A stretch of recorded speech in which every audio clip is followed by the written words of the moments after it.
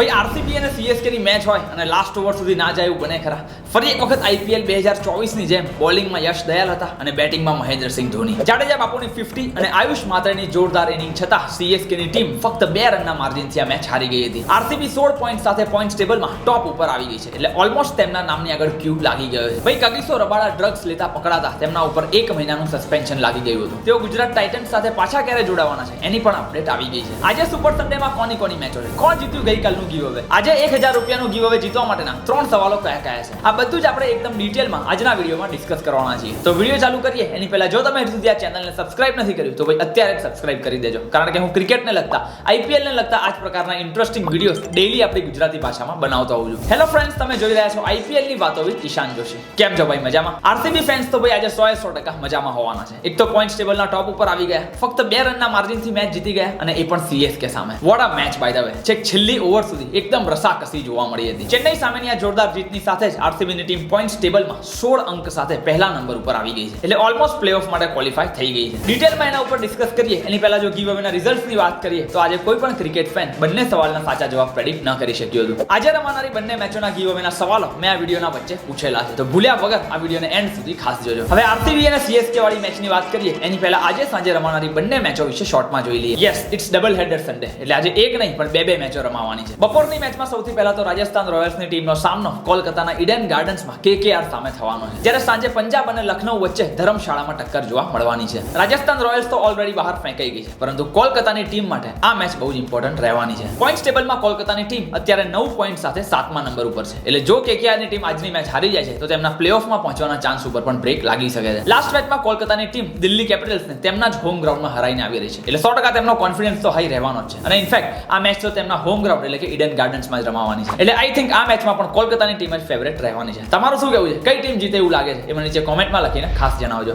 અને સાંજની મેચની વાત કરીએ તો હિમાચલ પ્રદેશમાં આવેલા બ્યુટીફુલ ધર્મશાળા સ્ટેડિયમમાં Lucknow super giants versus Punjab કિંગ્સની આપણને મેચ જોવા મળવાની છે. બંને ટીમોને પ્લેઓફમાં પહોંચવા માટે આ મેચ જીતવી ખૂબ જ જરૂરી થઈ જવાની છે. પંજાબ કિંગ્સની ટીમ એમ તો પોઈન્ટ ટેબલમાં 4થા નંબર ઉપર છે, પણ જો તેઓ લખનઉ સામે આ મેચ હારી જાય છે તો તેમના ટોપ 2માં પહોંચવાના સપના ઉપર બ્રેક લાગી શકે છે. જ્યારે બીજી બાજુ લખનઉની ટીમ પણ 10 પોઈન્ટ સાથે અત્યારે પોઈન્ટ ટેબલમાં 6થા નંબર ઉપર ચાલી રહી છે, એટલે પ્લેઓફની રેસમાં બન્યા રહેવા માટે લખનઉની ટીમને પંજાબને હરાવવું પણ એટલું જ જરૂરી થઈ જવાનું છે. લખનઉની ટીમ પોતાની છેલ્લી બંને મેચો હારીને આવી રહી છે, જ્યારે પંજાબ કિંગ્સ છેલ્લી મેચમાં ચેન્નઈને હરાવીને આવી રહી છે, એટલે ખરેખર આપણને સાંજની મેચમાં કાંટેકી ટક્કર જોવા મળી શકે છે, કારણ કે જે પણ ટીમ હારશે એને 100% મોટું નુકસાન થવાનું છે. આજે રમાનારી બંને મેચો માટે મેં વિઝન 11 ઉપર 1 લાખ રૂપિયાનું ફ્રી ગીવ અવે કોન્ટેસ્ટ જોઈન કરી લીધું છે, અને મારી બંને ટીમો તમે અહીંયા સ્ક્રીન ઉપર જોઈ શકો છો. કેપ્ટન વાઇસ કેપ્ટન કોણ રહેશે અને ફાઇનલ ટીમ હું ટોસ પડ્યા પછી આપણી ટેલિગ્રામ ચેનલમાં આપી દેતો હોઉં છું, તો ભૂલ્યા વગર નીચે આપેલી લિંક પર ક્લિક કરીને આપણી ટેલિગ્રામ ચેનલમાં ખાસ આવી જજો. અને ખાલી આજે જ નહીં, વિઝન 11 ઉપર આઈપીએલ ની દરેક મેચમાં તમને 1 લાખ રૂપિયાનું ફ્રી ગીવ અવે કોન્ટેસ્ટ જોવા મળી જાય છે, અને બધા જ નવા યુઝર્સ માટે તો ફક્ત 1 જ રૂપિયામાં 2 કરોડની મેગા કોન્ટેસ્ટ જોઈન કરવાનો મોકો પણ ચાલી રહ્યો છે. તો ફટાફટ નીચે આપેલી લિંક ઉપર ક્લિક કરીને અત્યારે જ વિઝન 11 એપ્લિકેશન ડાઉનલોડ કરી લેજો, અને આજે સાંજે રમાનારી બંને મેચો માટે આ કોન્ટેસ્ટ ખાસ જોઈન કરી લેજો. હવે આજે 2 મેચ છે, તો આજની બંને મેચોના ગીવ અવેના 3 સવાલો આ રહ્યા. સૌથી પહેલા તો તમારે શ્રેયસ અય્યર અને યશસ્વી જયસ્વાલ આ બંને પ્લેયર્સ ભેગા થઈને કેટલા રન મારે છે,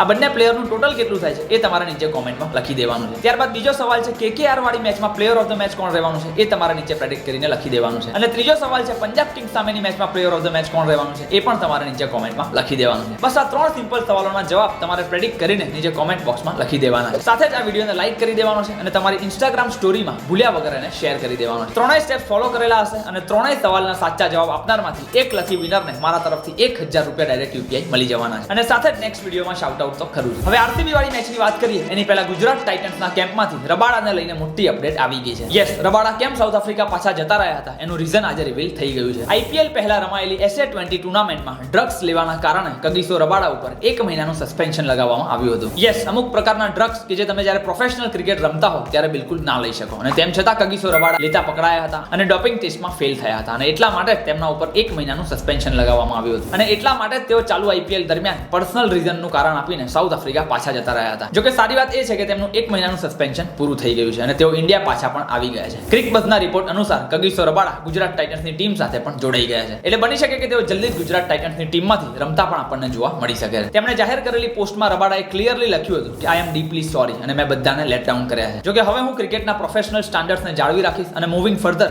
એ જ પેશન, એ જ ડેડિકેશન અને એ જ હાર્ડવર્ક સાથે ક્રિકેટ રમવાનું ચાલુ રાખીશ. એટલે ઓફકોર્સ ગુજરાતની ટીમના આ પ્લેયરે ક્રિકેટને નીચું જોવું પડે એવી હરકત તો કરી છે, પણ ભાઈ ફોરેન પ્લેયર છે છે એટલે એમાં આપણા કહેવાથી તો કંઈ થવાનું નથી. આશા રાખીએ કે હવે તેઓ ક્રિકેટના પ્રોફેશનલ સ્ટાન્ડર્ડ્સને જાળવી રાખશે. So yes, that's the update for Kagiso Rabada. In short, જો બધું બરાબર રહ્યું તો જલ્દી જ કગિસો રબાડા ગુજરાત ટાઇટન્સની પ્લેઇંગ 11માં પણ આપણને રમતા જોવા મળવાના છે.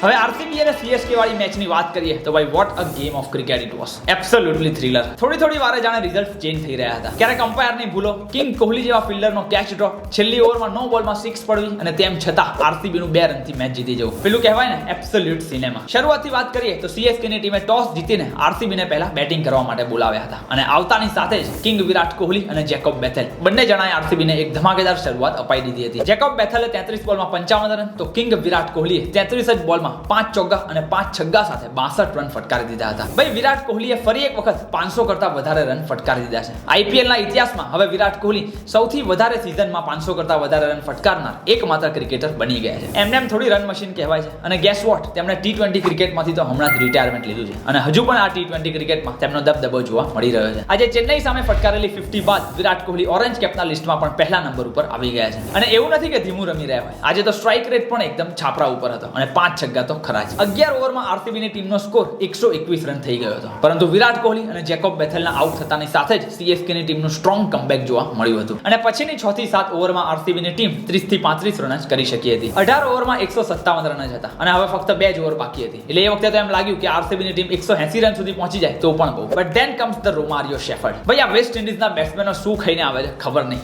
14 જ બોલમાં 50 રન ફટકારીને આખી ગેમ જ બદલી કાઢી હતી. ખલીલ અહેમદની એક જ ઓવરમાં રોમારિયો શેફર્ડે 30 કરતા પણ વધારે રન ફટકારી દીધા હતા અને આરસીબીની ટીમને 20 ઓવરમાં 213 રન સુધી પહોંચાડી દીધું હતું. હવે સીએસકેની ટીમ જ્યારે 214 રનનો ટાર્ગેટ ચેસ કરવા માટે ઉતરી તો ઓપનર સાઇક રશીદ ફરી એક વખત ફેલ થતા જોવા મળ્યા હતા અને સેમ કરન પણ ઇનફેક્ટ આવતાની સાથે જ આઉટ થઈ ગયા હતા. એટલે 50 થી 60 રનના સ્કોર ઉપર તો સીએસકેની 2 વિકેટો પડી ગઈ હતી. પણ ભાઈ આયુષ માત્રે 17 વર્ષના આ આયુષ માત્રેના બેટથી આપણને આજે કંઈક અલગ જ પ્રકારનું મેજિક જોવા મળ્યું હતું. What an outstanding inning it was. જો વૈભવ સૂર્યવંશીની બેટિંગમાં એક તોફાન છે તો આયુષ માત્રેની બેટિંગમાં પેલું કહેવાય ને એક પ્રકારની નજાકત અથવા તો રોહિત શર્મા ટાઈપનો એક ક્લાસ છે. ટિપિકલ મુંબઈ બેટ્સમેનની જેમ એકદમ પ્રોપર ક્રિકેટિંગ શોટ્સ અને એ પણ મેદાનની ચારે બાજુ. 17 જ વર્ષના આયુષ માત્રે 48 જ બોલમાં 9 ચોગ્ગા અને 5 છગ્ગા સાથે 94 રનની જોરદાર ઇનિંગ રમી નાખી હતી. ભાઈ ચેન્નઈની આ સીઝન ભલે ગમે તેટલી ખરાબ હોય પરંતુ ફ્યુચર માટે તેમને એક યંગ ઇન્ડિયન સારો બેટ્સમેન તો મળી જ ગયો છે. આયુષ માત્રેની સાથે આપણા બાપુ રવિન્દ્ર જાડેજાની પણ આજની મેચમાં 50 જોવા મળી હતી. જોકે અનફોર્ચ્યુનેટલી તેઓ ચેન્નઈને જીતાડી ન શક્યા હતા. ભાઈ